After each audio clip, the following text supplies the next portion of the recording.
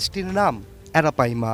তবে ব্রাজিলের স্থানীয়রা এটিকে পিরারুকু বলেও ডাকে। পিরারুকু শব্দটি ব্রাজিলের আদিবাসীদের টুপি ভাষা থেকে আগত, যার অর্থ রেড ফিশ বা লাল মাছ।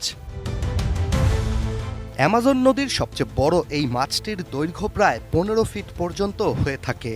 এছাড়া এটির ওজন কিছু কিছু ক্ষেত্রে ২০০ কেজিরও বেশি হয়। অ্যারাপাইমা মাছটির সুবিন্যস্ত দেহটি অনেকটা কালচে, কেন্দ্রস্থল সাদা ও লেজটি লাল। তবে মাছটির বৃহৎ মাথা তামাটে সবুজ রঙের হয়ে থাকে। অ্যামাজনের মনস্টার ফিশ খ্যাত এই মাছের সবচেয়ে বিস্ময়কর বিষয়টি হচ্ছে এটির দেহে থাকা আঁশ।